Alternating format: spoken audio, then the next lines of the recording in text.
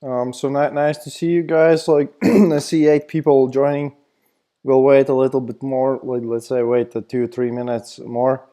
Good to see. Good to see. Yeah, the students that I'm working with research together. That's good to see those. Yeah, let's wait a little bit. So meanwhile, please get ready the template that we had for the homework. So I saw that in a morning side there was a couple of submissions of the homework finished. That was good. But yeah, please get ready the template so we can start working from that. This is going to be the so I will make a new file, and you also get it ready from the homework. Yeah, so we'll wait a little bit more.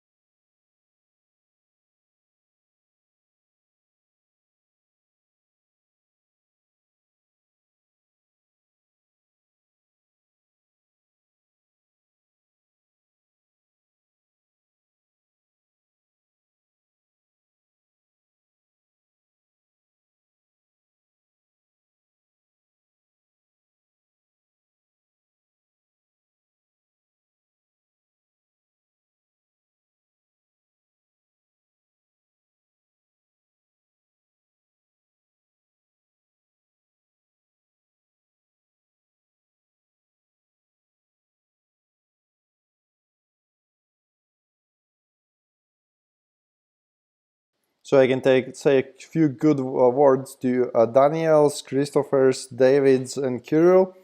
Those were the people who finished the homework. So for the next homework as well, and this one, like especially those people who are working with me on research projects, they should definitely finish those homeworks so that you would be able to complete those research projects.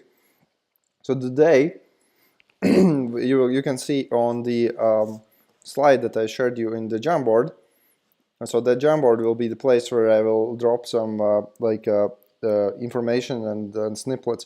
So you can see that this is like screenshot of the libraries that are more commonly used for deep learning research in papers. So you can see that since let's say so the TensorFlow was quite popular like 2-3 years ago, and now the PyTorch is the dominant library for the research work. So that if you so that's why one of the reasons why I'm using it's in many ways much more powerful than TensorFlow. Even TensorFlow 2, they try to simulate some of the things that they had in PyTorch, but still they are way ahead, way behind, you know. So anyway. So we'll use the PyTorch, and that's why for today I was thinking that instead of going straight into classification tasks, we should try out PyTorch, because otherwise maybe it's not clear why we do things we do in the way. So basically I had comments that people still don't understand why we have forward, backward, and how it works together.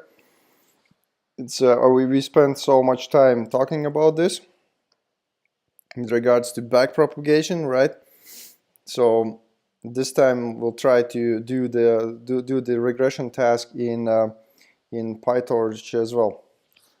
So yeah, please get ready the template. So if you have the template ready in front of you, then type in chat plus sign. If you don't, like, if you have some problem, then type in what's the problem. But yeah, type in plus if you're ready to work.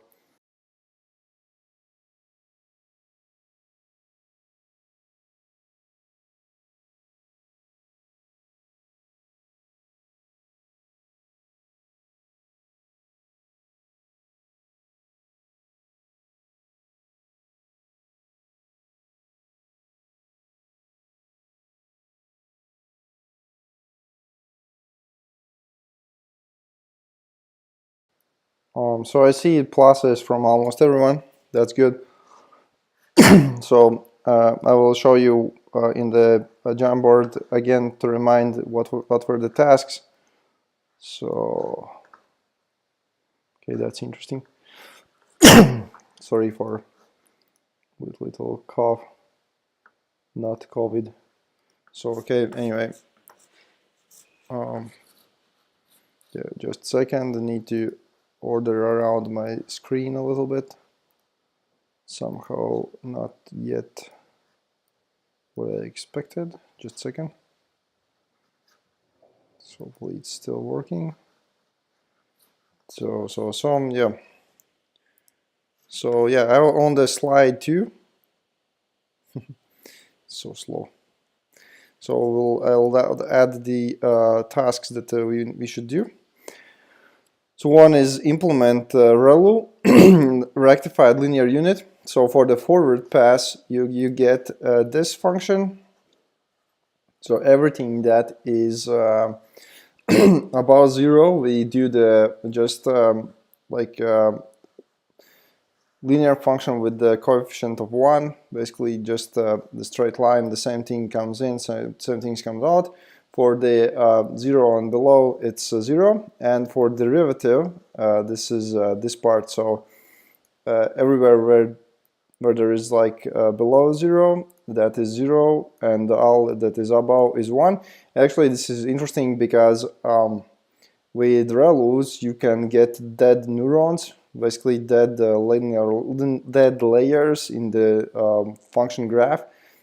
Like if the everything shifts towards that direction, then like the values internally, then it's not learning anything, because the gradient will always be 0, so you cannot get out of it at all. So that's why there are some alternatives, but still it's kind of interesting that the partial derivatives somehow, when you have a lot of large dimensionality, then they kind of correct themselves, and that's why even like if you don't have any things to avoid dead neurons, still they will most likely work fine, because they will find a way to optimize in to use those neurons that is necessary, and like if it's too much, they will just kill them.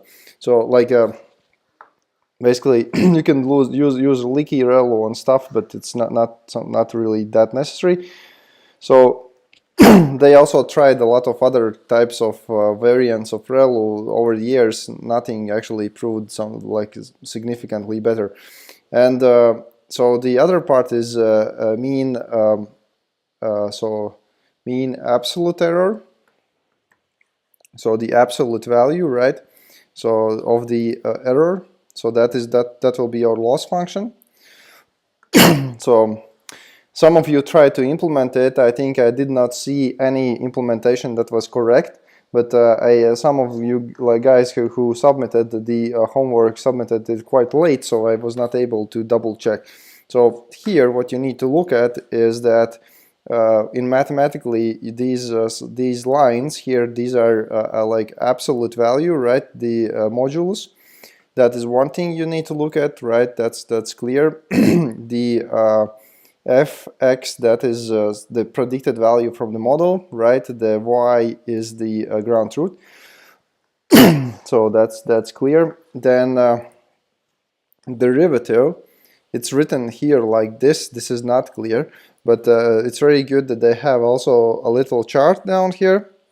Basically what they should do is to write derivative in this way, then it would be clear. But basically derivative is when the when the output is so the output w, so not the output, but this inner value of y minus y prime, when that is positive, then the derivative is 1. When that is negative, then derivative is -1. So quite easy. Again, both derivatives are kind of like similar the way, basically. So okay, should be clear for that. So if you need those equations, you can come back to the Jamboard. Now we'll jump into code. So if I move back to the code, just to remind you, the code is really dumb right now.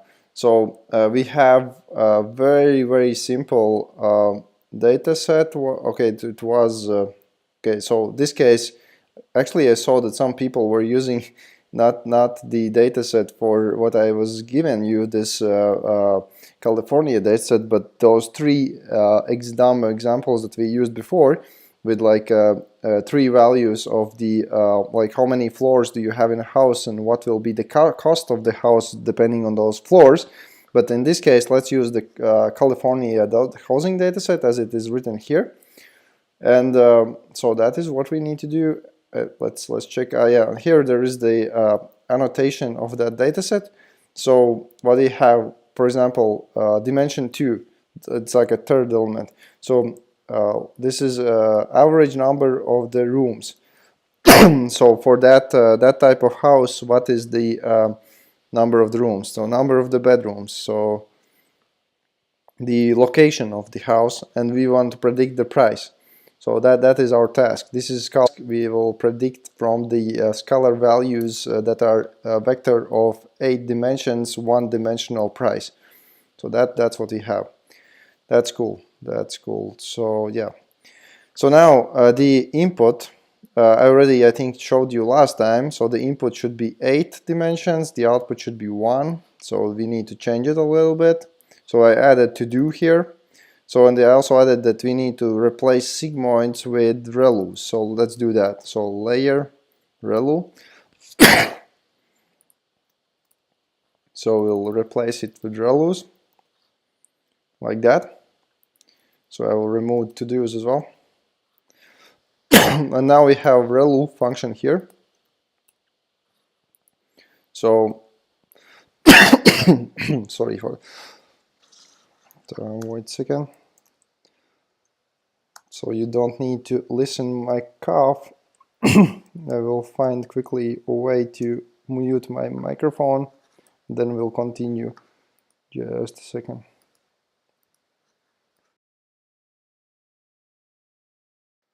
Now it's better. So okay, just a second. So the rel, then so we need everywhere where there is okay, so let's save x, right? That is one thing we want to save. So it's self output, that is another thing. So that is again the variable, so we can track the gradient.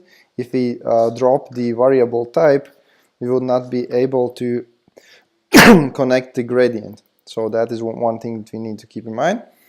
So we'll use that one. Then so what's the next thing is that so there are different ways how to implement this. So let's see. So the x value, where x value is so yeah, it's below 0. So then there's going to be true. So okay, where there is a larger or equal. So that's this will create well, I will show you. So basically, for example, if you have the vector like 1, -1, -1 like that, and if you apply this operation of like if it's for the Numpy, so this is Numpy vector. If you apply this operation, we will get out of this true, so true, false, false. And in C type of languages, it's usually 1 and 0. So you can say it like 1, 0, 0, like that. So if you follow the way how you can convert scalar values to the Boolean values, then you can also multiply them. So if we multiply this by the same value, it should work, hopefully. So like that. Then when we're going backwards, we could probably do the similar thing. So here, so here we calculate the gradient or derivative with regards to x, the input of the function. So the input gradient. So each variable contains the value and the gradient. So the value is the forward pass and gradient is the backward pass. So this derivative. So, and you will see that in a minute when we'll convert this to PyTorch, why this is so like the way we've written it right now. So anyways, so this is going to be the gradient.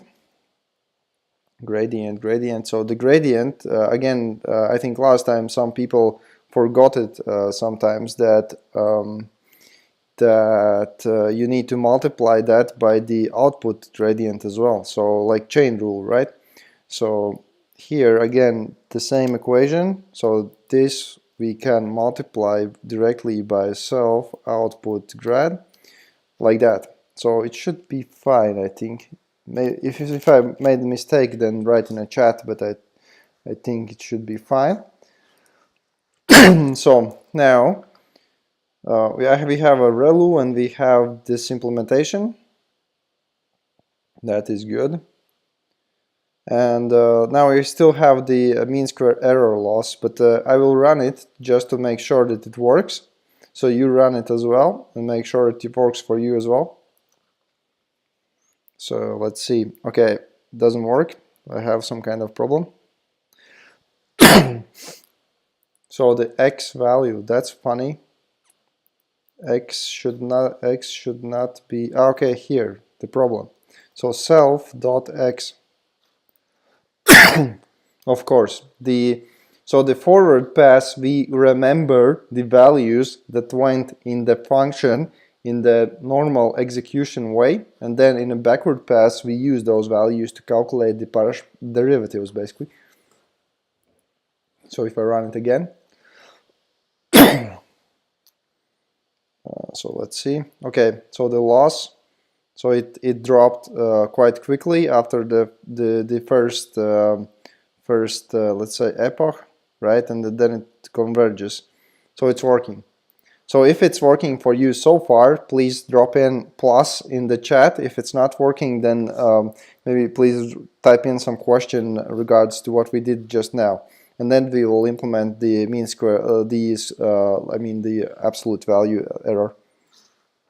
Okay, so Evert's dropping in plus. Let's see others.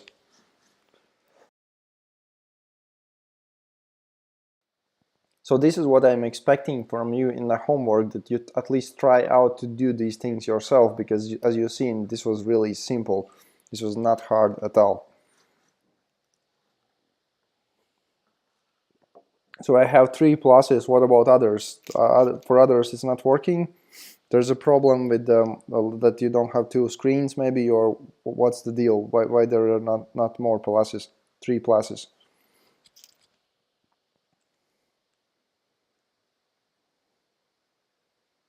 So I'm still waiting for others. Like, so is ReLU working?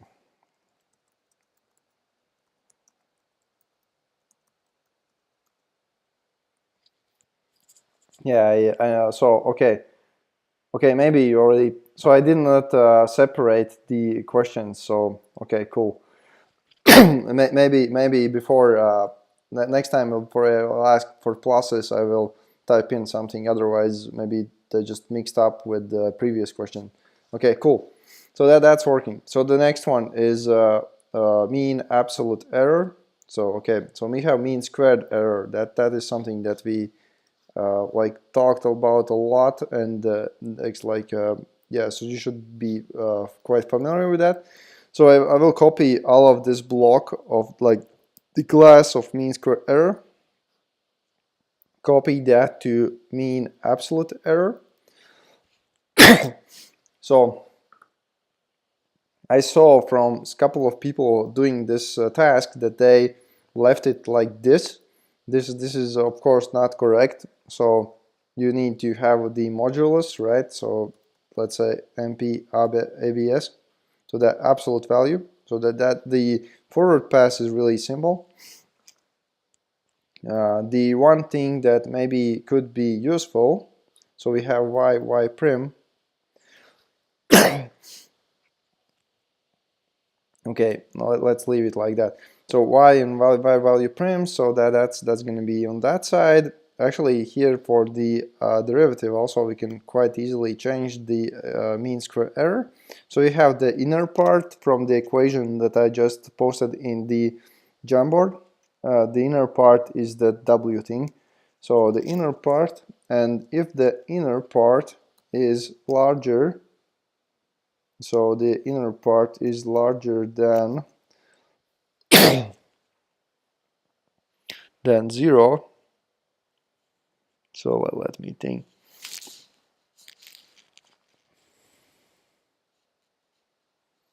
Yeah, let's do it like that way. So if the inner part is larger than 0, so that's going to be our first part. So again, the same trick as in the rel that I showed you. So I multiplied this by 2.0 and minus 1, like that. So this is one way how to write it down. The other way how you could write it down is with using np_var, I think, like that. So you can check out that function as well. So there are, I think I could think at least like 3 ways how you can write this in Numpy. So as you know, Numpy, PyTorch, Python in general, quite versatile language. So yeah, so we need to implement the logic that the inner value here drives the output. So the output should be only like -1 or 1. Yeah, so at least I hope that now, if I'm not mistaken, this should be okay. How does 0 work? So so Christopher is asking the thing that I just explained before, but I can do it again. So maybe you were not listening because you did your relu and then you thought that you should not listen anymore. So so this is example. Let's say the x is like that, right? And we applied this argument, right? This kind of not argument, but the expression condition, right? And this will convert this vector to true, false, false. And then if we multiply true, false, false by 1, it will convert it to this form. Basically, everything that's false in C type of languages is 0. And then we get this kind of vector. So no, it's not, it's definitely Numpy thing. This is not a Python thing. You cannot do these crazy things with lists and stuff like that. That's a good question. Yeah. So this is very important.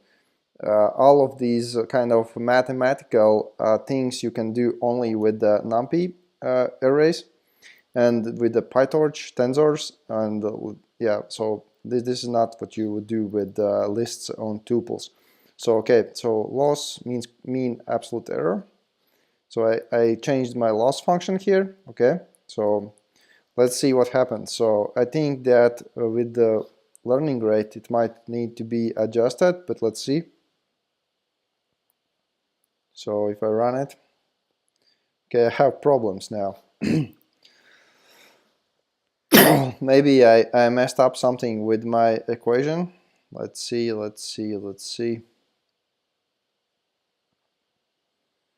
So y prim grad, yeah, I want to calculate with regards to that.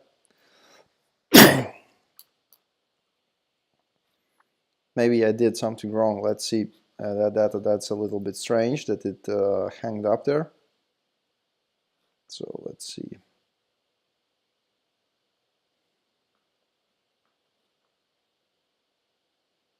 So if I have a breakpoint here, and now if I just try out to look what we have here. So this vector, so 16 by 1, that seems about right. So this one, false, false, true seems about right. Now this one, oops. So it seems, I think at least it looks like that it should be like that. Maybe I just blow up the loss. That is also possible. Maybe it was just too a bit too high, and then it went to infinitive. Maybe that could be a reason. So let's see if I change the learning rate to something much lower, e minus 8. So let's see what happens now. Okay, 6,000. So it's going in the opposite direction. So okay, so that's fine. Let's see. Let's look at what we have here.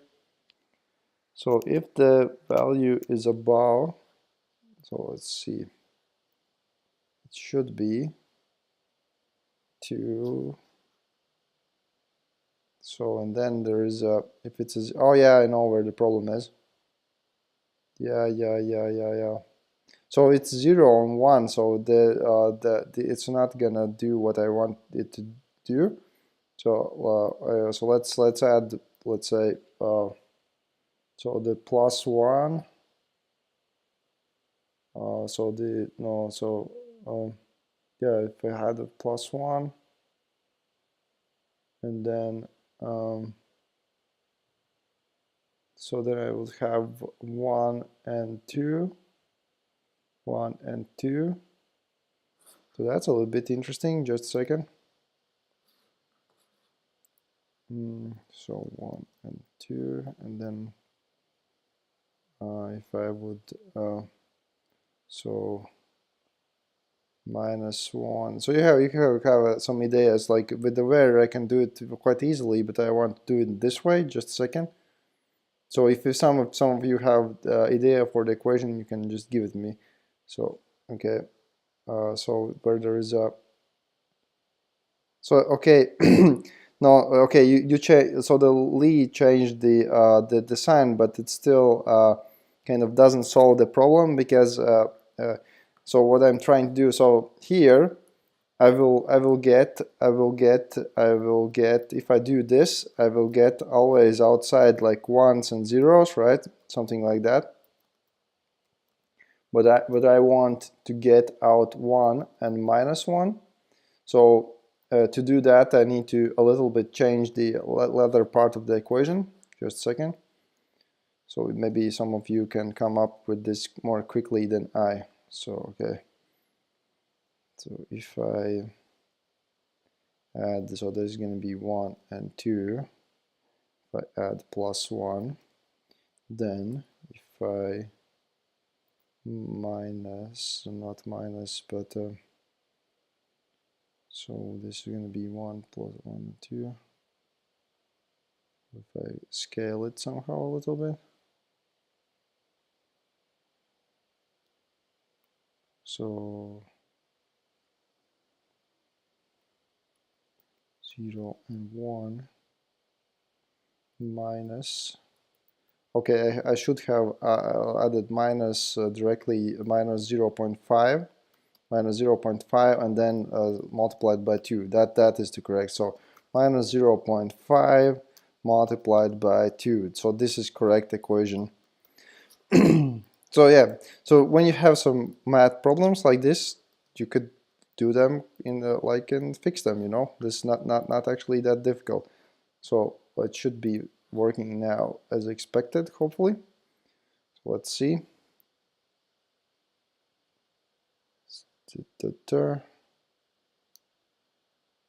Funny stuff. This is not what I expected. Just a second. So the y over y prim. So just to double check it. I don't want to take lightly the just flipping the direction, because I think it should work anyways. So this part is okay. Let's see if I add a little bit larger learning rate. I already had a like lesson about just flipping signs, so I will not want to flip it easily. So let's see. Okay, this is too big. This is definitely too big learning rate. E-8 is good. That will be good. So let's look at this a little bit more. So y minus y prime, I think that should be fine. So, or maybe, at least in that, so in the equations that I gave you, it seems like the guy who gave this equation mixed up two different equations. So the middle equation, maybe I will show you what I'm talking about, otherwise it's not clear. So just a second. So I copied that equation from one website, and you can see that this equation have different order than this equation, and this is quite significant. So I think that these graphs with L is coming from this equation, not this one. So let's somehow mark that this is incorrect, so somebody don't try to implement this. Just a second. So this should not be there. This should not be there, but we should use the other one. So yeah, I think that's the problem. So let's move back to the code. So and if we flip around these two values, I bet that now then it will gonna work. So minus like that, and then basically we will not also lose the values by the 0. So because we have minus 0.5 multiplied by 2, now it should work nicely, hopefully.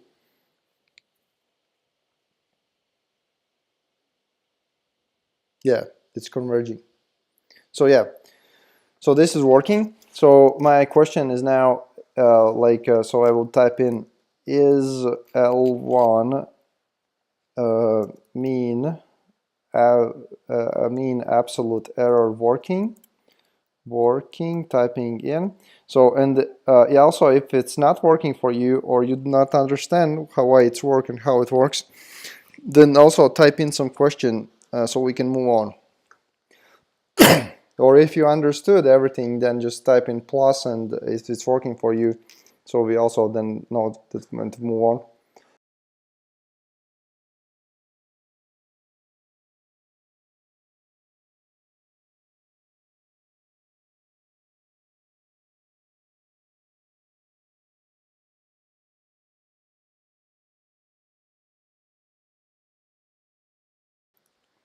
So that's cool. So we have 5 pluses, 6 pluses.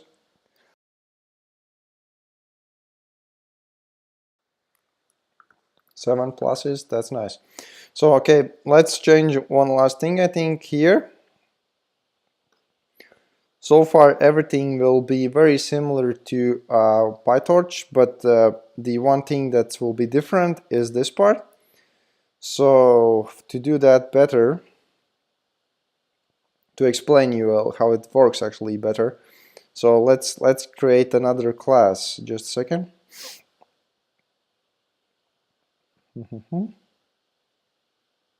Okay, let's start actually first by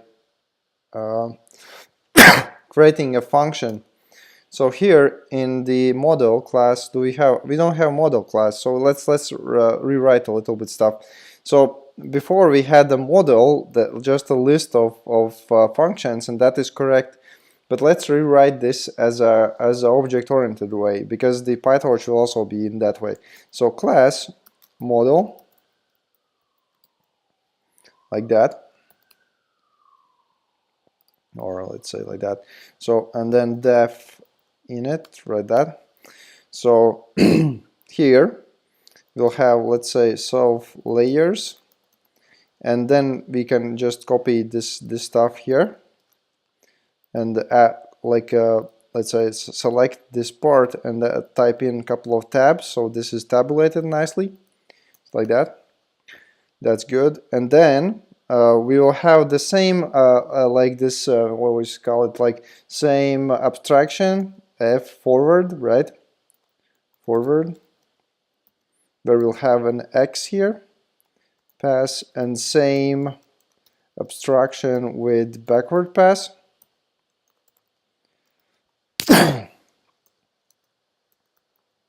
Like that. And the model itself below will be instance of this class, like that. And the last thing, we'll also have def parameters. So this function should return all of the parameter variables that should be learned, because you know there are variables that are traveling through the function graph that are not learnable. So we'll collect those. So let's say variables. So we'll collect those and then return the variables. So this is again the same code, a little bit different structure to better transition to the PyTorch. So here the forward pass, that is something that you already know how to do. You need to forward those layers through them, right? And so we can write as out x, right? For layer in self layers, out is layer, forward out, and then we'll return the out. So that's cool. So that is quite easy part. And then the backward part is also easy. As you know, just reverse this, reversed, and then layer backward, like that. And the variables part is again easy because you already have it in the bottom part of the code, but then just rewritten here. So if is instance of layer layer linear, where we have learnable parameters, and then variables append layer weight and layer bias, like that. So yeah, so when you get your model ready like this, then type in plus, please. Is model class ready?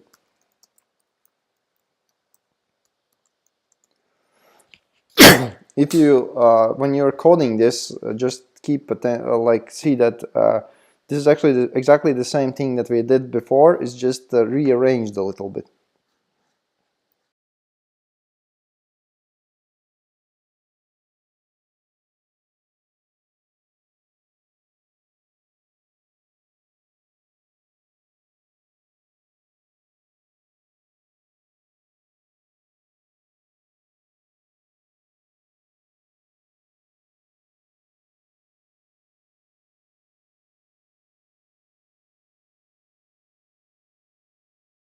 So those of you who managed to finish the model class, I encourage you to try to do the bottom part as well, and I will show you in a minute how to do that. So three pluses. Let's wait a little bit more. I will just making sure I will copy the like screenshot maybe in the Jamboard, but not the editable code.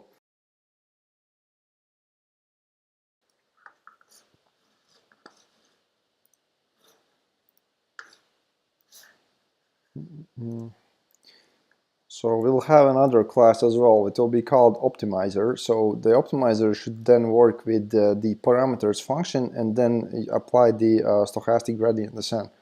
So okay, let's add this guy here in the Jamboard in the third slide, and then I will add stuff in the fourth slide. So I have a decent number of pluses now. I added in Jamboard for those of you who did not finish that.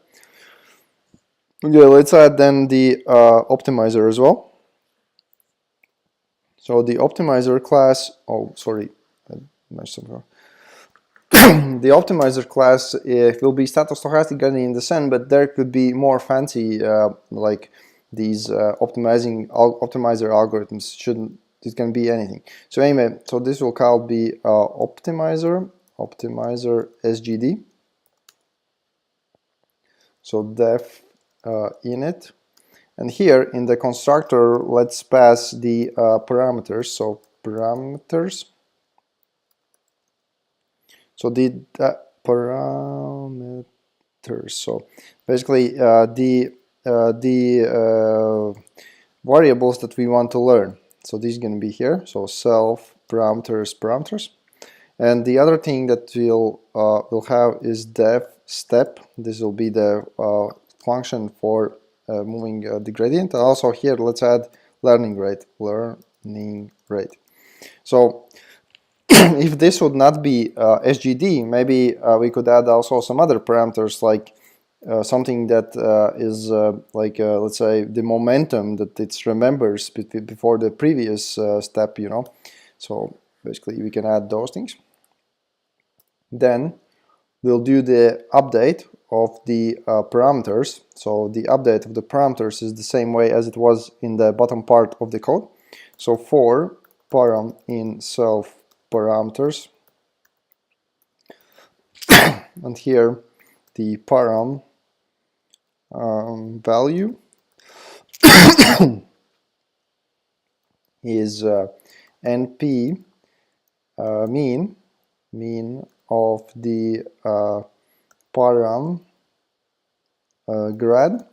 And my question now is, over which dimension should we calculate mean and why? Please enter the answer in the chat. I will type in the question. Over which dimension should we calculate mean and why for the optimizer step. So this is a stochastic gradient descent. We need to update the variable values, and my question is now what should be here and why. The question mark where there is. So this is just remember the equation. So actually here, sorry, there is a minus, like, so the minus. So this is the equation that we had before. So and here we also need to multiply by the learning rate, of course. But my question is about the axis, the dimension here. So that is my question, and here the equation, what we are trying to do is dv. So the v minus the v multiplied by alpha. That is what we have here. But still, there is the average value calculation with the dimension, and I need to understand, and I need for you to answer me this question. Please type in, if you don't understand it completely, then type in just minus, or if you like just cannot answer this question, type in minus, so I also will know. But if you can answer this question, please let me know what kind of axis should I use there, the dimension, over which dimension should I calculate the mean value, and why.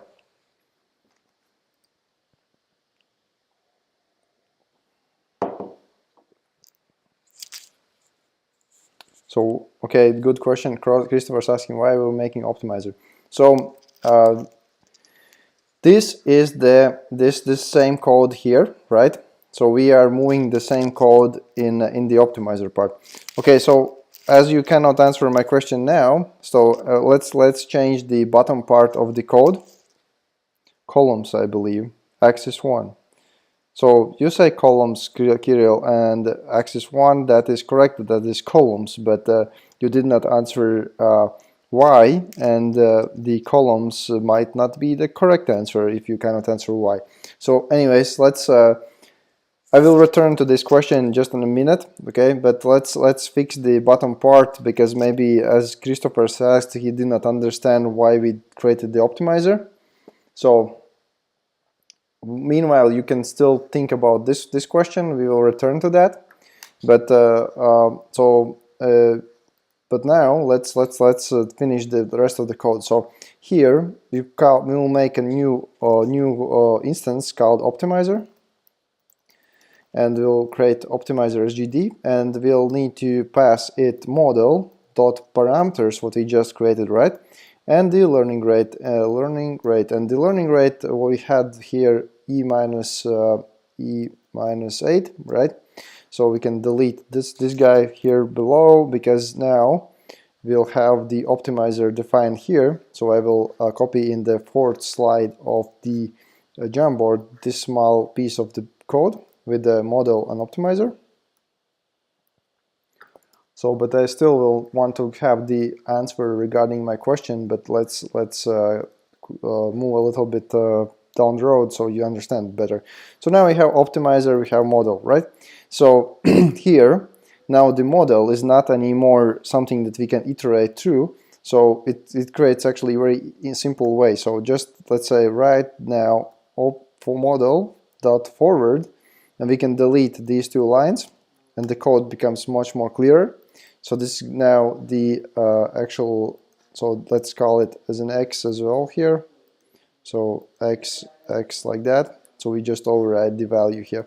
So variable, or even we can just copy this small piece of the code and put it like that. So now we have just one line of that part of the code. So the loss then, the loss part is the same as it was. So this is the same as it was. The loss backward is the same as it was. The backward of the model is not the same as it was. So we have again the backward like that. And this piece of the code is now inside the optimizer. So we have optimizer step like that. So now we have very clean bottom part of the code. Like we have the calculation of the values in the like normal direction of the function execution. Then we have the backpropagation algorithm with the chain rule and the partial derivatives. And then at the end we update the weights here with the learnable parameters. So I hope that this part of the code now is clear. I will also add this in the fourth slide. And then I will return to my question. So I think the primary part of my question is the reason why we need actually to calculate mean value there. And then maybe if you can answer the question why, then you should be very easily able to answer the dimension part of the question. So this block of the code, as a programmers, you should be able to do that quite quickly. If there is some problem, then just go to Jamboard. So I will show you in the Jamboard. I just dropped it in the fourth slide, so you can pick it up there. But now I will return to the code. And in the code, I'm now at the optimizer part. So, and my question still stands. So please type in what axis should I use there, but more importantly, why? Why do I need actually this part of the equation? Taking mean for each feature. I like that Kirill is trying, but still no good, but please keep trying. Think about why. You can, the one thing is, if you implemented the code so far, you can enter whatever here and just make a breakpoint, and then it should make it quite clear what is happening there. When you have a breakpoint, then you should be able to see what is there. And actually understand it better. Remember that in machine learning we always talk about the shapes, you know, like we calculate the shapes and then think what we have there. So still the question still holds. Like if you cannot answer the question, you have no ideas, you don't understand it, then just type in minus and we keep doing this same stuff even longer. So because if you don't understand these things, it just will become so harder and harder and harder in the future. So I encourage you to try to the easiest thing, just make breakpoint, enter whatever there, and just start experimenting. Start experimenting, find what you have there, you know. Not really sure. Okay, let's I will show you about the breakpoint. So I will enter like the Kirill wanted one. So, and I add the breakpoint here, right? So, and if I run the code with the debug, so, okay, Lee answered, calculating the mean in order to update the weights. That is what is written there, but why? So yeah, that is correct. We need to calculate the mean, but why we need to calculate the mean? Lee, I think you know the answer. Just so that why exactly we need the mean there? So the gradient is our like this the partial derivative that we have. So if we dot shape, right? So we have a shape of 16,4,8, right? So I will not give you any more hints. You can have a breakpoint and look around, and then please come up with an answer. So you have all of the numbers here. You have like you can go in your function graph and look what is 4, what is 8, what is 16. Why we need the calculating mean, and what exactly axis should we need? So Christopher has typed in minus, so he's given up, at least as I understood. So is that anyone else given up, minus, or you will come up with an answer? Should I wait? If you're not typing minus, we're gonna wait.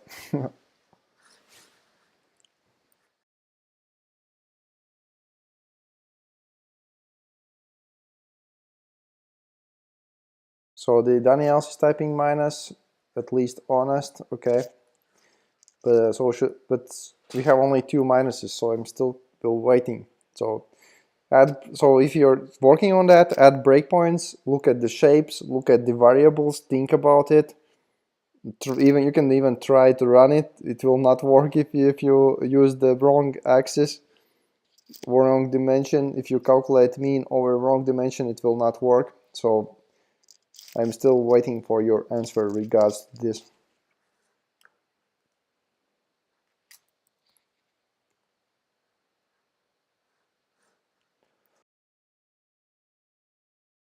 The other way out of this is if all of you give up and you enter minuses, then I will explain more.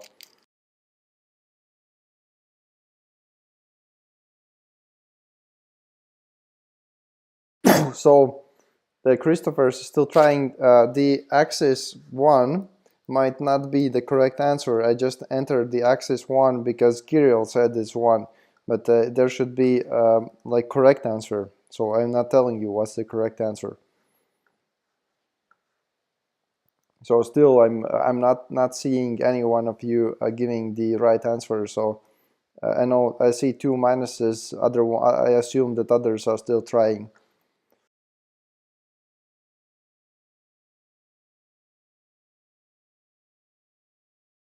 So 3 minuses. I assume others are still trying.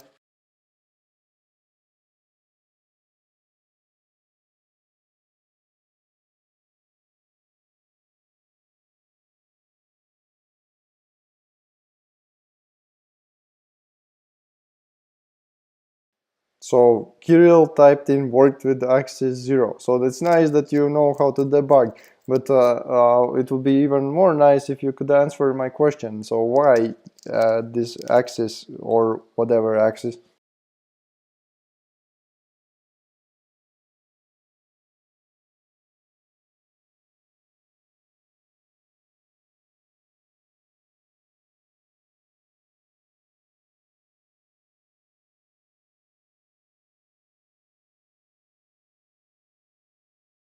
So I have 4 minuses. It's a little bit disappointing, but still, at least you're honest. That's good. Gives the same dimensions as the param, at least. That is genius. That is exactly what we need, right? So I mean, the dimensions we need the same, but why? So again, let's look at more carefully. So okay, nice. Finally, Daniels, you're a good guy. So I mean, Daniels is a smart one. So he is writing that because axis is the batch 0. That is correct, Daniel. This is I was waiting so long for somebody to start talking about the batch. So remember, what is the batch? The batch is just the list of the same stuff repeated, right? that is what we need to calculate average of. We have the samples, like let's say 16 samples here. So yeah, that is correct, Christophers. We need to calculate the batch average over the batch. That was I was waiting for the last 5 minutes. So we have the axis 0 because the so let's examine this a little bit. So if we imagine this is weight, so the weight shape would be, let's say we convert 8 input dimensions to 4 output dimensions. That is our like weight matrix here. The like the gradient dv will not be in that shape. It will be 16 for every single sample that we have the separate separate derivative, right? Like this, and then so this is actually let's say if we rewrite it as a batch in features in features out features, right? So we don't calculate the average within the calculation of the gradient itself because we want to keep the relative error to each sample through the whole function graph. For example, if you have 16 samples and 15 of those samples are very good ones and one is really bad one, we want that the bad one is then calculated upwards our function graph with the chain rule to another function just only for that sample, and don't mess up all of the 15 good ones, right? And then when we have the gradient at the end calculated, we can just have a mean value, and the majority of the good ones will have like precedence of the bad one. So basically like we need to calculate the average of all of the samples that we look at and then modify the weights.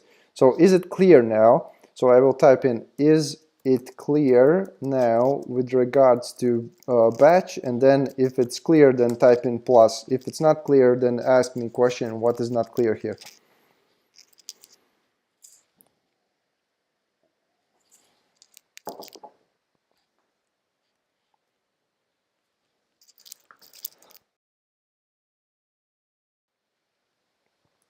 So nice, I see 4 pluses coming in. So the batch question, it seems like it's good one right now. So if I run it, let's see what happens. If my code is correct or not. Anything can happen. So 2000, yeah, it's converging. So the next question then is it working for you? So is it working for you? And type in plus or question or any like what else something is not working or problem. So so and then the next thing we're gonna be, we will start working on with the PyTorch immediately. So it's working, you should be able to understand it, right? We have the optimizer part that is changing the variable weights, right? And the model part where we have all of this laid out in this manner. So everything is really clean, you know, like we have relu, we have the loss function, and we have the linear layer, which is a little bit complicated, but we have talked about this so many times, you should be able to understand it now. So we have 4 classes, not very convincing. So I will copy the optimizer part in the Jamboard and wait for a few other classes, and then we'll move to the PyTorch.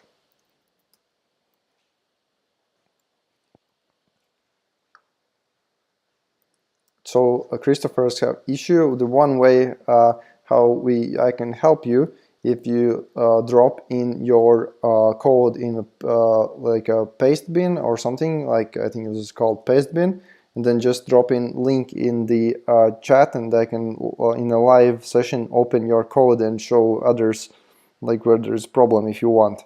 If not, you can debug it yourself. So I'm still waiting for some other classes.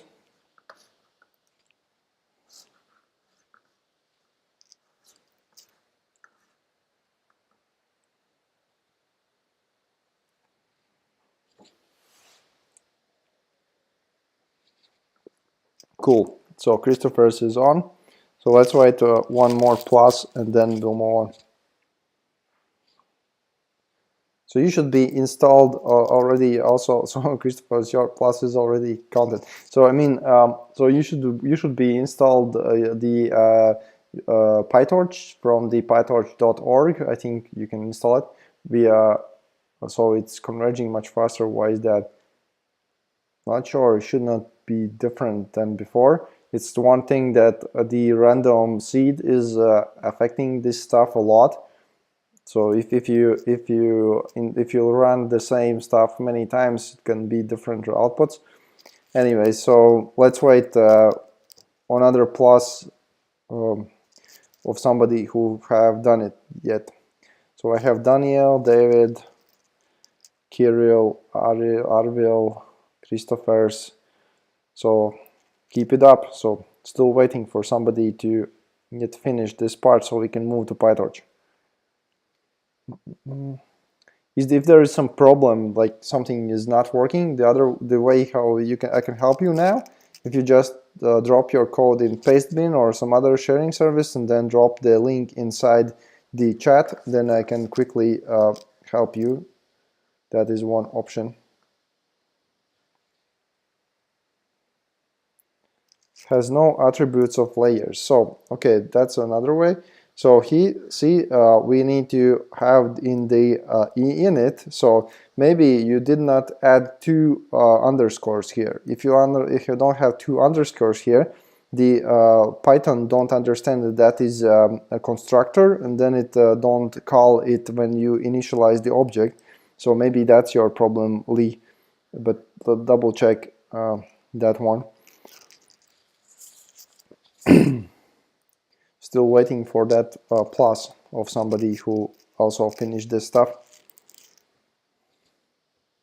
think it's going to be quite fun lesson today when we'll start working with PyTorch. And then the thing that I'm having in mind, next time we will return back to the Numpy again and then back to the PyTorch. So we'll have a few sessions where we alterate, because otherwise I think you don't get the full picture of what we're doing. So still waiting for the plus. If I can help somehow, then drop the code, error, anything.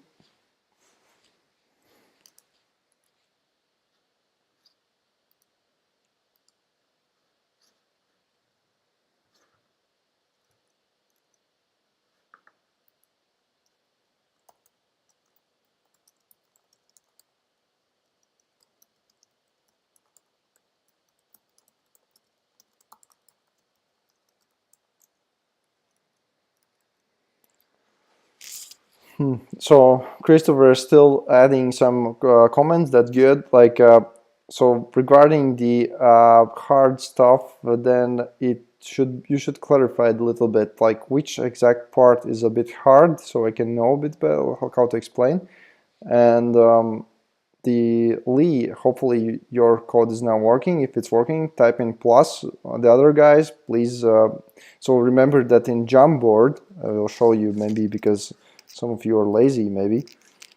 So in Jamboard, in the fourth slide, I think, and the third one, you have the code, so you should be able to replicate this stuff. So okay, we have Everts plus, that is nice.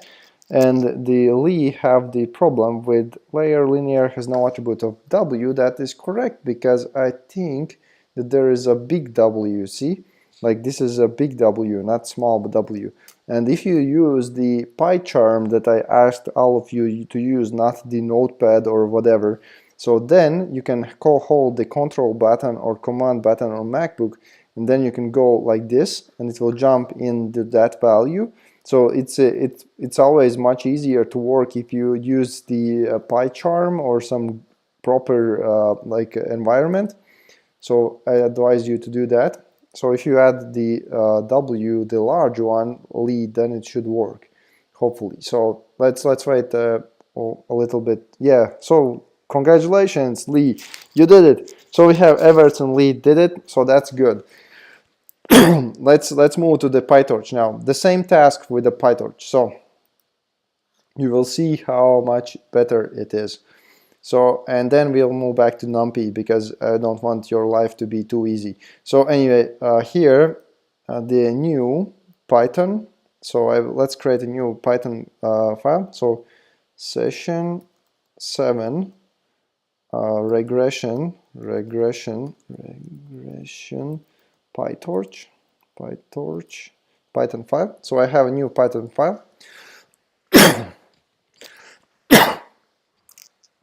So a lot of stuff that you implemented yourself is already inside the PyTorch, but we will not use everything. So, and I will explain which parts you should use ready and which you should not use ready.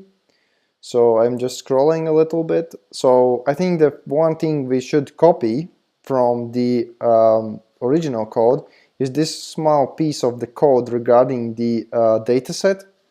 So the dataset fetch California dataset, right, and the expand dims and then the permutation part. So we copy that small chunk of the code here. And we also need to import some of the stuff. So import sklearn datasets and import numpy as np and import torch. So that's a PyTorch, right? So we do that. That's done.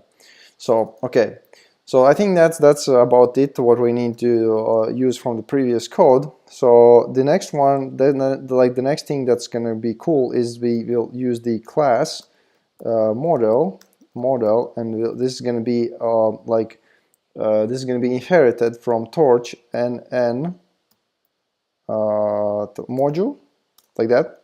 So everything in PyTorch, everything is a module. Like all of the functions, all of the layers, everything is a module, so it should be like that. So then def double lines in it, and here very important to call the so it was, I think, self super, or no super init. So this is like in a C++ or C, yeah, C++, when you initialize the inherited class constructor. This is very important, otherwise it will not work.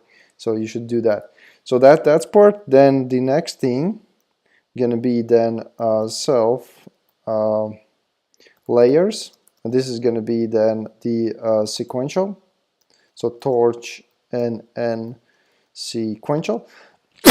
By the way, you can also have some member variables, lists, stuff like that, but the sequential does automatically. So if I just type with a control here like this and go inside the code and look here, let's see in the forward pass where it is.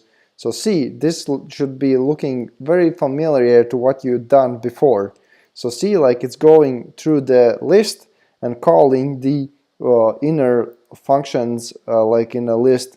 So this is the module, the sequential class is like a list, but with a function that it calls in a forward manner, and in the backward manner those layers that we have inside. So that's good. So then the next thing what we have is then the torch and linear. So we had a linear layer exactly as we had before. So in features will be 8 as the 8 dimensions of the dataset, right? Out features will be 4 then torch and relu that we had also before, right? So like that. Then we'll have the 4 to 4. Then we'll have the relu, and then we'll have the last linear layer here, like that. So the other thing is that relu don't have learnable parameters. It could be possible not to define it inside this layer sequence, but just to call those functions in the forward pass. That would be also possible, but that's for this case, let's keep it simple. So forward x. So see the forward again, the same notation, right? So and then we'll have return self layers forward x, like that. So we have the module code like this ready. So that part, I think that's about it so far. So I will add this to the Jamboard slide 5, and I will type in, so is PyTorch model ready? Is PyTorch model ready? Type in plus if the code is ready so far, and we'll move on from this point. So the slide 5 with the regards to PyTorch. So PyTorch regression.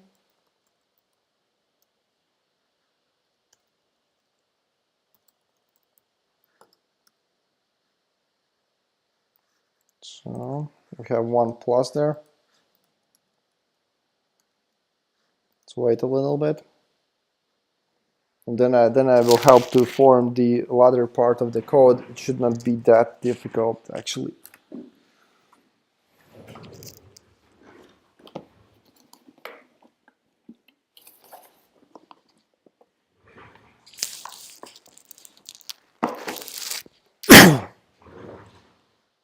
So I have a question about the in and out features. Why they're in the first layer? So Christopher's, I think you should be able to understand. So I mean, so the X, the California dataset X, each sample X is 8 dimensions. So each X is 8 dimensions. So let's say number of rooms, you know, number of floors in the house and stuff like that. So you have all sorts of stuff there. And the each y is dimension 1. So this is like price only, right? And these are vectors, right? And the vectors, remember that we talked a lot about linear algebra, that you multiply matrix by vector, right? The x, so this is actually the dot product by x plus b, the bias vector. So we can change the size of the output here. The x can be one size output, and the output after the dot product will be different size. Using it, you can imagine that you basically project the larger vector to smaller dimensionality. You can kind of think of that, and that's why we need to have very precise order of the dimensions. Like when you have the input data dimension, then some hidden state dimensions, and then the output. Is it clear, Christopher, regarding the dimensions? So, and others as well, actually. Is it clear why we have in features, out features? So that's my question. Plus, if it's clear, if it's not clear, clarify a little bit what's not clear.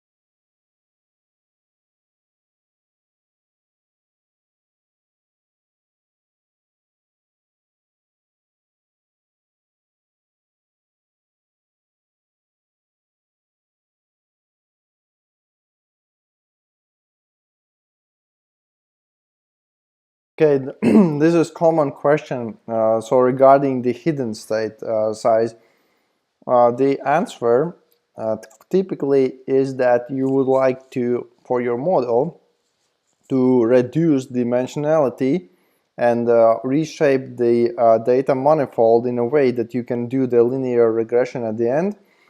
So I mean, like sometimes you actually want to expand a little bit dimensions, but in most cases, when you have enough dimensions coming in, you want to kind of, you can think of it as compress the input to some lower dimensionality. There is no exact theory behind how you should do that. Normally, the way how you do it is by doing the hyperparameter search. So you do a lot of experiments and you find those architectures that work the best. The other thing that like for the proper data inputs, not for 8-dimensional dummy data, you would have very deep neural networks, the models. The deeper, like, and when you have deep models, you would have a lot of layers that would not change the dimensionality. Like here in the middle layer, we have 4 in, 4 out. It's not changing dimensionality. So, but in general, you would like try to compress it down to the output that you want. And if your output is the same as the input, then you would decompress it again about when you have compressed it. So is the answer okay? Like, do you get it? The idea that you should kind of reduce the complexity of the data, right? Do you get it? I hope that you get it. Anyways, let's keep moving on.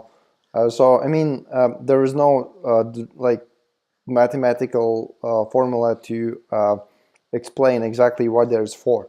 So okay, then we keep the batch size. That is good. And we keep also this part with regards to epochs and stuff like that. So I copy this small part of the code here and move it below here. So I have this part, batch size, and the loop here. So I also have the model instance. Model instance is the instance of the object model. That is cool. The optimizer is actually something that they have built in. So torch and n opti. So where was it? Torch optim.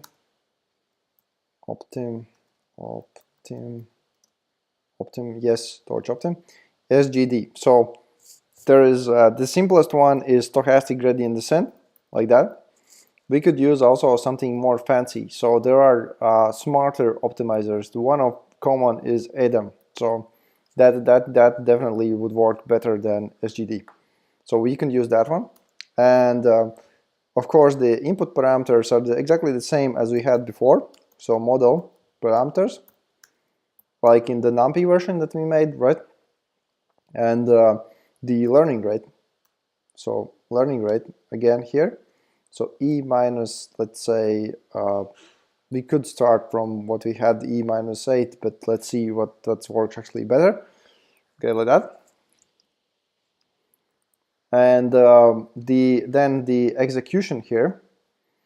So these are Numpy vectors, but we don't need Numpy vectors. We need these variables. Remember that we had before with the Numpy, so with the previous code that we had. But in the PyTorch, usually these are just the tensors. So there are also variables, but they are a little bit different. They're learnable. So torch float tensor, that is what we want. And we can just put the x here, and I will call this as a tx. So this is torch tensor. So you can think of this as a variable basically, because if I show you here, so the nice thing that here we have is data.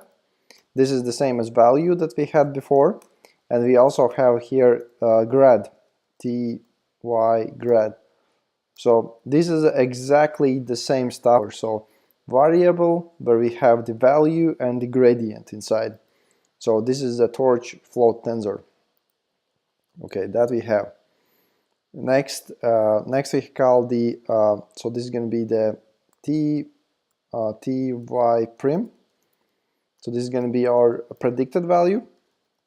This is going to be model forward tx, like that. So we have the predicted value, and then the loss value is something that I want to not use pre-built.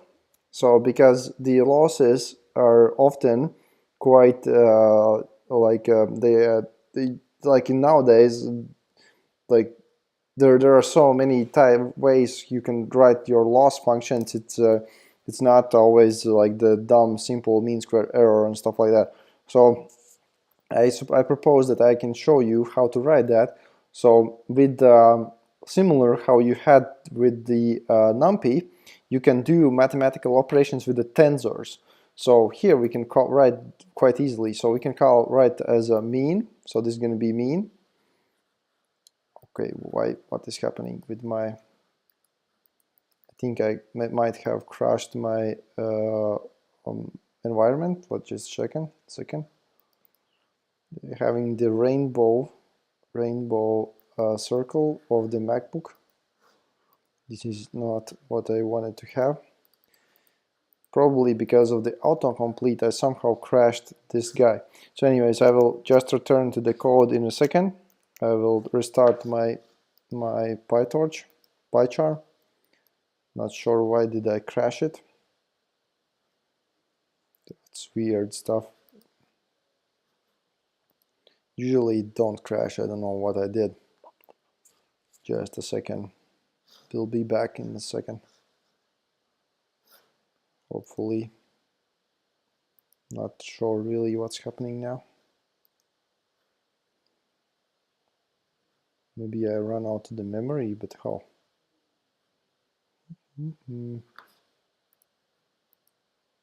Still trying to launch it. Just a second. So those of you who already got to the point where what I showed you before, you can easily imagine how to do the next things. So like we just need to replicate the stuff that we had before. The one nice thing that you noticed, we didn't use the backward, we didn't implement the backward calls because the PyTorch have built-in auto derivative system, auto-grad. So because if you remember the gradients, the partial derivatives that we calculated, they are actually really dumb but error-prone process, because you just use the tables of the derivatives and then calculate them. But this is something that computer can do itself. You know, the Wolfram Alpha does it, right, and others. So there's nothing that it could not be done by automatically, and this is what PyTorch actually does. So okay, my PyCharm really crashed this time. Not sure what. So I might be forced to start using the notepad because I cannot just now restart the computer. So just a second. If it will come alive again, that would be nice. If not, I will just keep using the notepad. That will be not so nice, but still. Okay. Anyway, so I will switch to notepad. Just a second. Maybe it will come alive, but I'm not sure. That was a little bit unexpected thing that just happened. I was telling so nice things about the PyCharm and then it crashed on me. That is not as I expected.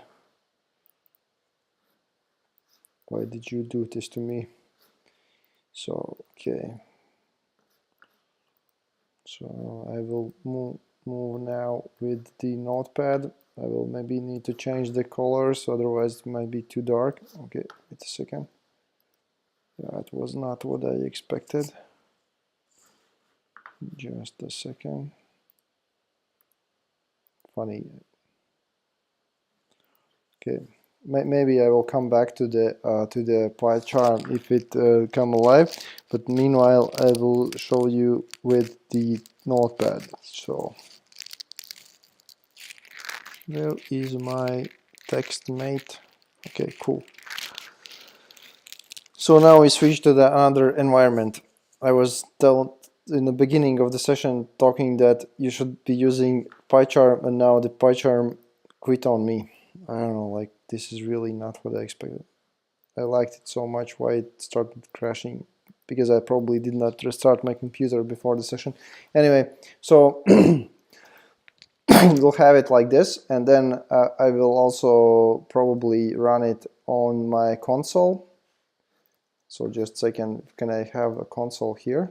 Terminal.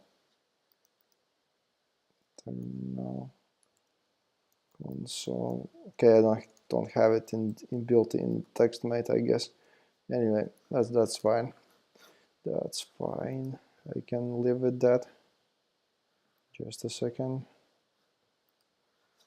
So I will run this stuff on my console somewhere. Okay, anyways. So the loss function, I left the loss function where it crashed at that moment. That was really unexpected. So torch, now I will work without autocomplete, so I might have some problems. So torch mean, so we calculate the mean value of the torch. So you see the loss now is actually the direct calculation of the equation, and we don't even need to define it as a specific class or module. We can do this inline. So torch ABS, so this is going to be the this absolute value. Now here, if I remember correctly, so we can use the so the y prim, I think the first one we could use. Okay, I lost my y prim, actually ty prim. Oh, PyTorch, PyCharm, I was not expecting you to do this. Model forward tx, like that. Then tx prim minus ty, sorry, ty prim. So this is L1 loss, right? Mean absolute error L1, like that. So that's good. And so this part will be fine, I think. So, and then the backward pass, the nice thing that we're having is that every element here, the ty have the data grad, right? And it also have grad function. So we don't need any more to implement ourselves the backward passes, but the grad function automatically, when we do any mathematical operation as doing the minus operation here, it will add the grad function of the minus operation to the ty prim, for example, and then the next operation, and then the next operation. So it means that we can do the backward passes directly on the variables or the tensors. So that means that we can do the following: dot backward, like that. And it will call the backward pass directly on the output of this value, this variable, and find the next function automatically using the grad function, and then do the chain rule there. So that's cool. The last thing that's missing here is also actually two things missing is that we want to append for the statistics the loss value here, right? So we can get the value out of this guy using dot item. So that's for the one-dimensional stuff. If we want to get out to convert, let's say, ty prim to the numpy, so that would be y prim would be done in a way with data numpy, like this. So if you remember in the very beginning when we were starting to talk about the Python and numpy, I told you how to convert from list to numpy and then back. So here the same thing, we convert to the tensor and then we convert back to the numpy, like this. And if there is a just case of one element, like this, in this case there will be just one scalar value of the loss, we can access it by dot item, like that. So that's good. So and then we can also write print print a loss here, loss, like that, and p mean of the f in the front of these losses, like, right? And now, so I'm missing one last thing. So what I'm missing? So my question is now in the chat, what are we still missing? Are we still missing, and why? And why we need it? So it should be quite obvious question. Let's see, can you answer this one?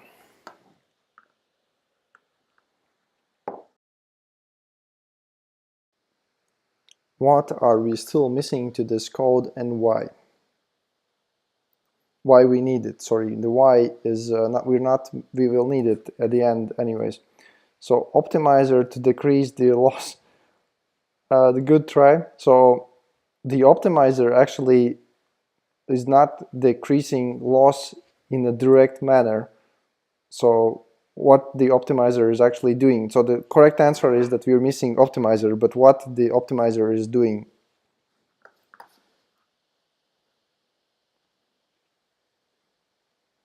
Yeah, so it updates weights and biases. That is correct. And that is correct. So now it's not updated. That is correct. So okay. So okay. Let's keep this discussion. So what will happen? If we add optimizer step. So what will happen when we add the optimizer step? So Daniel's answered that something will happen with, so the loss will decrease. So Daniel said the loss will decrease. So, and what else would happen?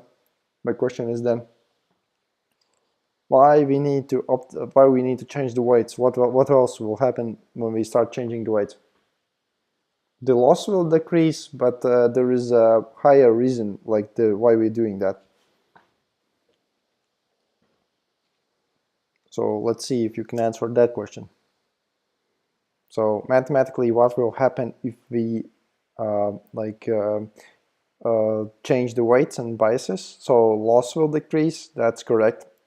And what else will happen? So the learning will happen. Funny stuff.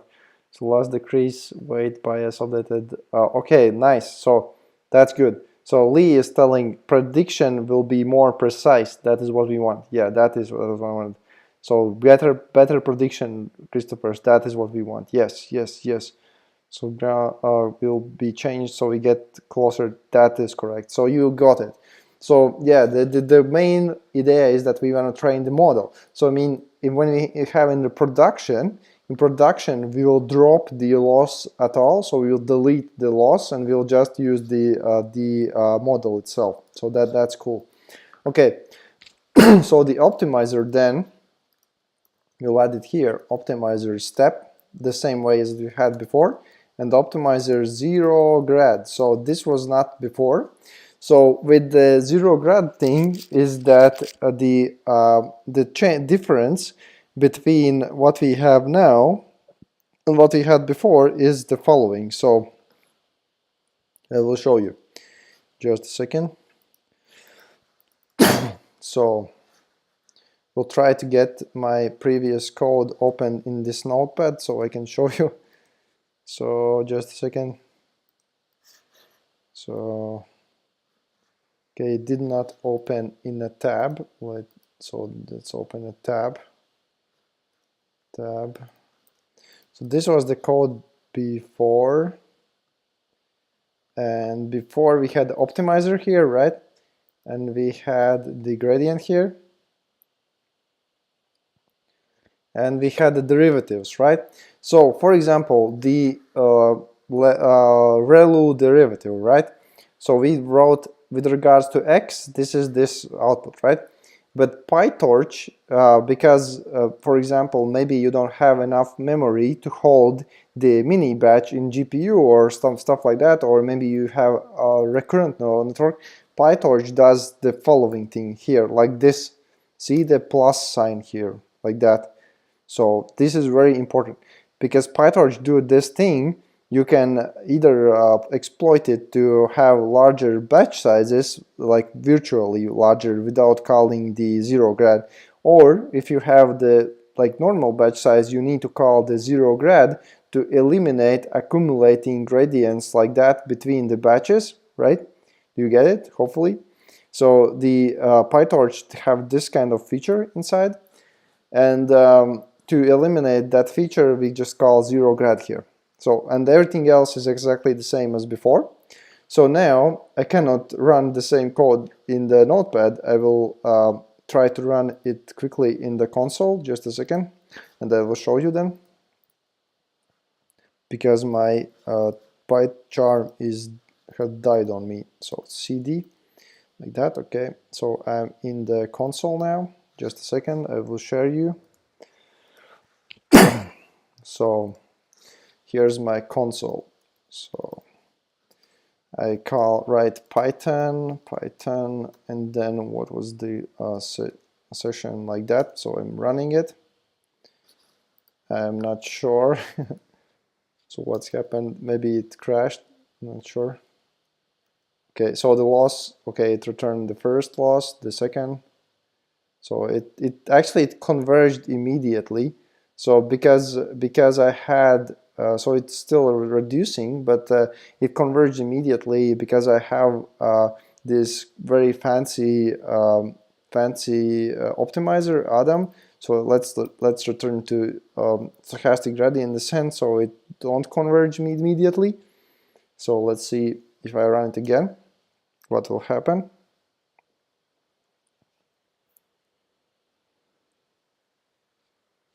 So now, yeah, now it should be converging slower. So yeah, so you see the loss is decreasing. So my question is now, so I will post the latter part of the code, so this part in the Jamboard, and my question is it working for you? Working for you? So you just type in plus or minus or explain what exactly is not working for you, and meanwhile I will update a little bit Jamboard so those guys who are struggling can get along. So now you have your first PyTorch model ready, and basically you see how much easier it is that you don't need to calculate the derivatives yourself, but at the same time it is so important that you understand the logic behind it. It's not like magical, and basically how it works and how to control how the training process is happening. So I have a lot of pluses here. That is good sign. So that's good. That's good. So let's say for today, a couple of the last things. So okay, what we could do now is so I will add a couple of to-dos and add as a task in the classroom, and you should do this now. So first, so let's change the model. So change the model to use sigmoids instead, and then here like to do sorry I did not show the code, just a second.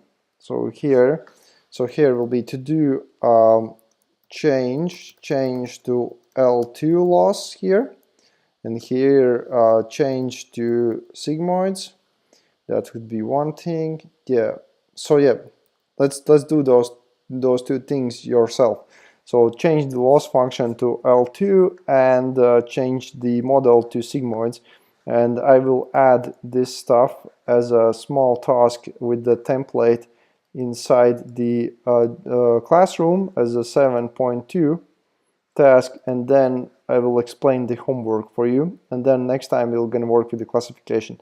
So 7.2 L2 plus sigmoids. I will write to do in template, or you can use actually your own code as well, template.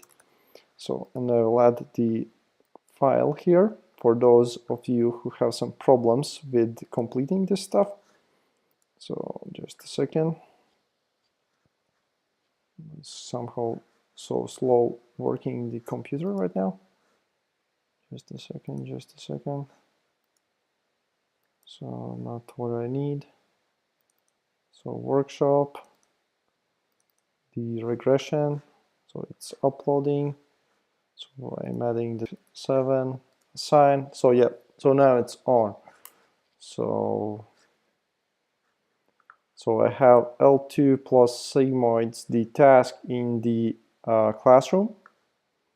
So I will make a screenshot in the Jamboard so you know where to look at up, and please complete it now, and then I will explain the homework.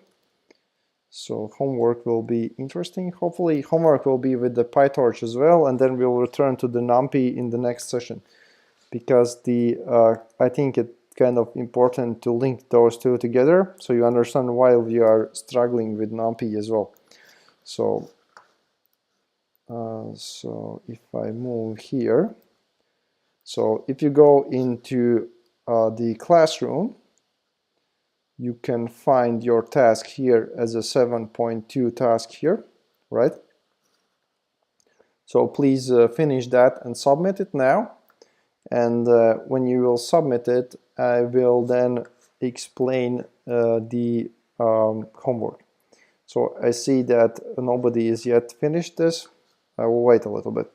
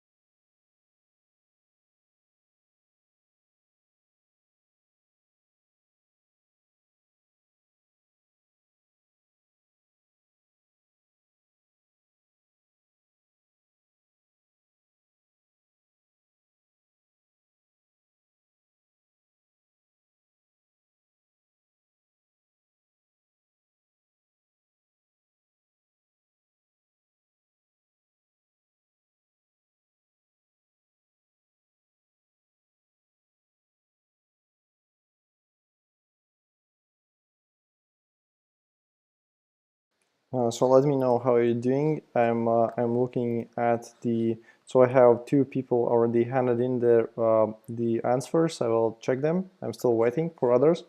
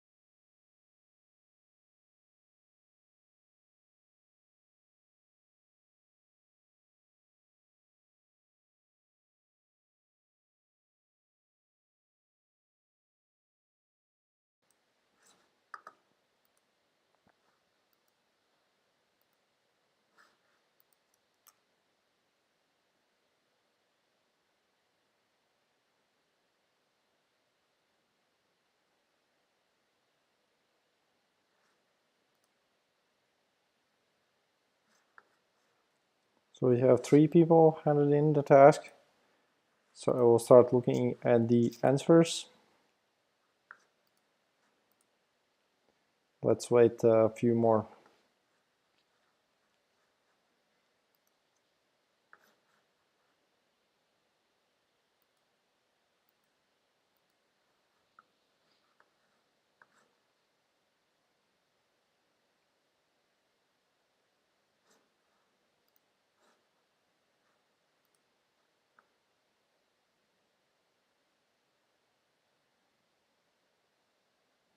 So L2 is mean square error, and I see that at least those people who have submitted the task, it seems like that you got it. It's correct.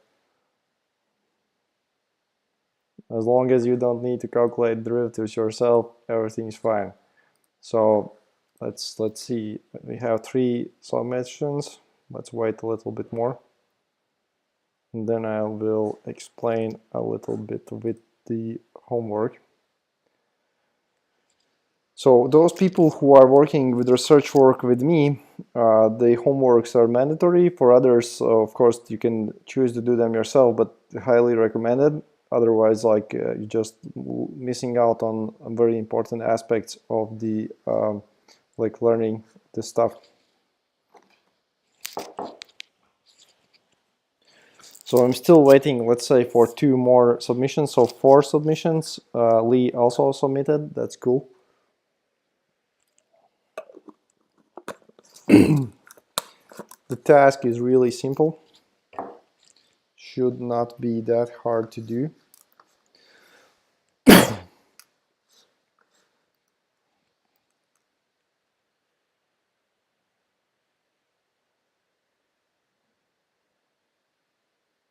So we have 5 submissions. That's good. That's good.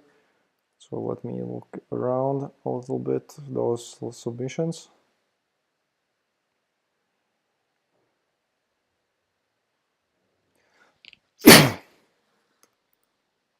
Yeah, so I think so you should be able to do this yourself. This is too simple task. I will not probably show it in front of you, but I will explain the homework. So at least 5 people got along with this, so that's cool. So okay, with regards to the homework, so for the homework I will give you the template. So basically it's going to be the same code that we have here today.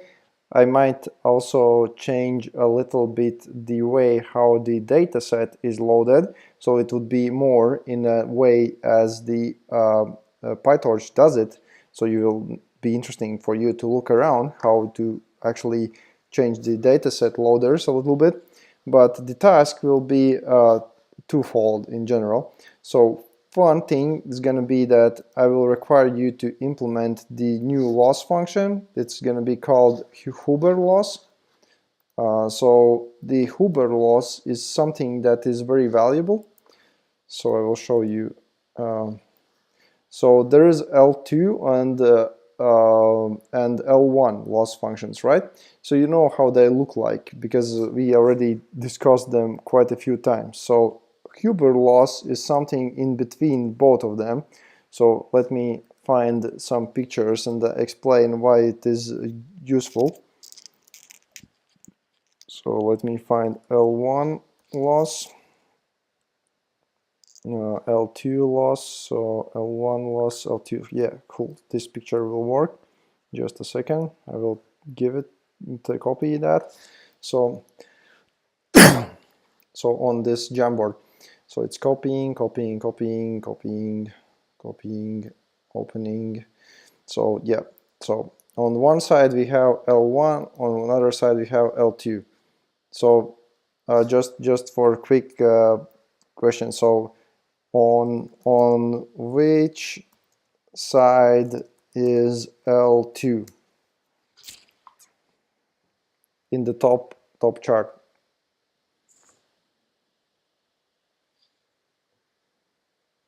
That's right, on the right side, correct.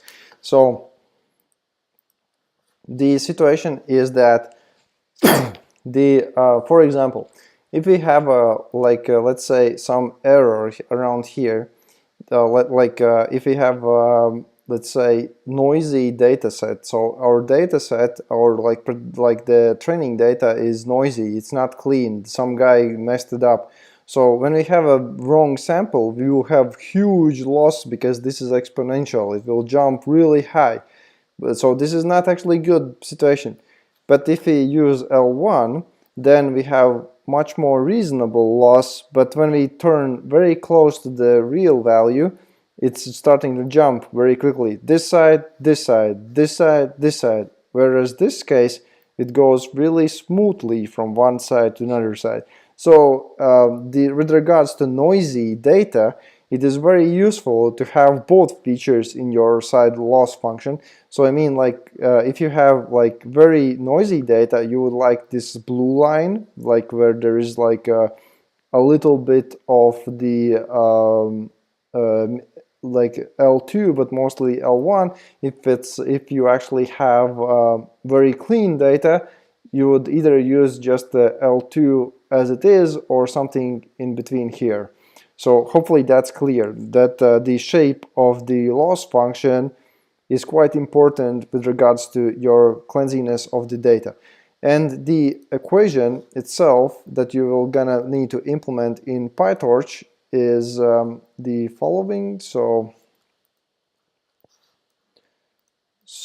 you should implement it with the equation, not with some kind of built-in function. So it looks like that.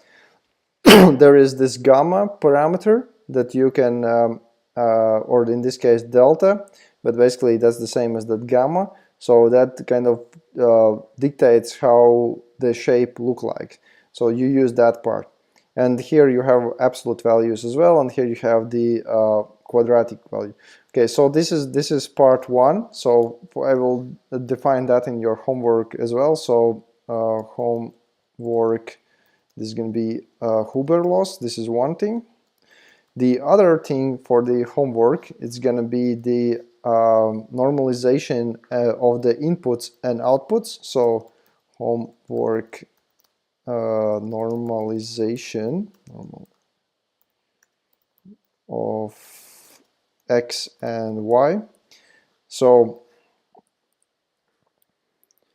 okay, so these neural network models, they have some kind of like limits where they work the best, and it's really not good if you have, so not good if X input is, let's say, something like this 2000 square foot, right, comma, let's say 3 floors, comma 1 point, let's say 0.0.1, let's say some kind of latitude and something like that. So this is not good representation.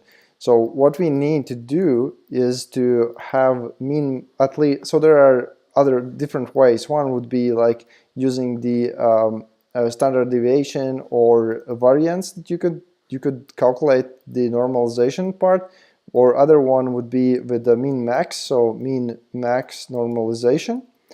And in that case, you will have your normalization, after normalization, something in between. Let's say this is going to be minus 0.5, then let's say 0.5, then let's say 1, and stuff like that. So in general, all of your values will be from -1 to 1, and like you would just calculate over all of your data set what is the maximum value, what is the minimum value, and then normalize your inputs. And that you would do also with the output. So with output you have the one, just the price, right? So you have, like, let's say the price range. So the with output's a little bit tricky because now you are limiting yourself with the, like, you will not be generalized to something that is outside the range, but still. So let's say that's going to also be something, let's say 0.3 or whatever, from -1 to 1, like that. So that's going to be your y and y prime, y and y prime. And the last thing for your model, if you know that your output will always be from -1 to 1, then my question is, what kind of function maybe we could use to make our model life easier? So I will ask you that question. So model, let's say we'll have, there is some kind of linear, right? Linear, then let's say relu, then linear or whatever. And then at the end, what function should we add to make so that we would always get the outputs in the range of -1 to 1. Do you have any ideas? You can type in minus if you don't have ideas. What function to use at the end of model? So maybe you don't know about that. So sigmoid, okay, that's okay. So okay, so sigmoid you could use if your output would be from 0 to 1. That is correct answer with the sigmoid. If your output is -1 to 1, then it's not, maybe then I know that that's not good answer, but at least thank you for trying. So anyway, the correct one way, so that's not the only way, there are different functions. So one is tan-h that you can add at the end, and the tan-h, if we look at tan-h, I will show you how it looks like. it is always from -1 to 1, and that means that using that function at the end, it will help us to avoid values that are just invalid, you know. So the 10H looks like that. It's basically similar to sigmoid, but it's in a different range, basically. So like that. So that's going to be 10H. So the homework is then two parts. The one part is Huber loss, the other part is normalization of the inputs and outputs. And the additional task would be to, let's say, inverse normalization. So inverse norm for y. So if you calculate this normalized y, and then you give your client, what is the price of this house? 0.3. This doesn't make any sense. So you need to have some kind of function to change it back to basically to change it back to the to the human readable value. You know, that is the last thing.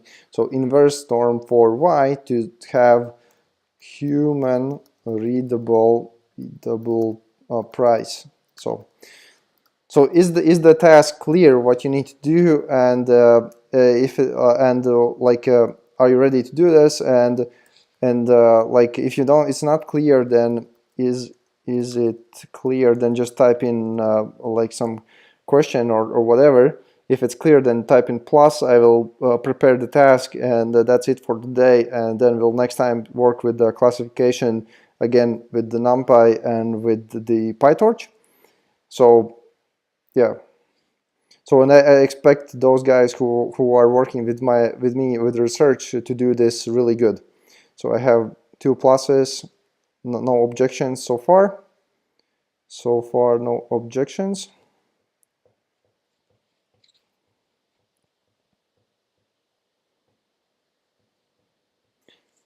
So normalization literature. Yeah, sure. Thanks for asking that. I will add some links for the methods that you can use for normalization. The min-max method, that is dumb simple. Just calculate minimal and maximal value of the whole data set, and then normalize your inputs, right? The other way would be with the standard deviation. So I will add some links of that. Okay, so I think that's it for today. Thank you all for joining. Hope it was fun, and I expect the homeworks to be done. Okay, so that's it for today. Bye bye. Yeah, I will wave at you just a second. So bye bye. Okay, wait. Just last questions now. Is the feature scaling considered data normalization? Feature scaling. Double check the terms. Well, like normally, I think the feature scaling is something that you would use in between the hidden layers, but let's see. I will double check the terms, the terminology, but you get the point what you need to do. So okay, I think that's cool for today. Let's meet next week.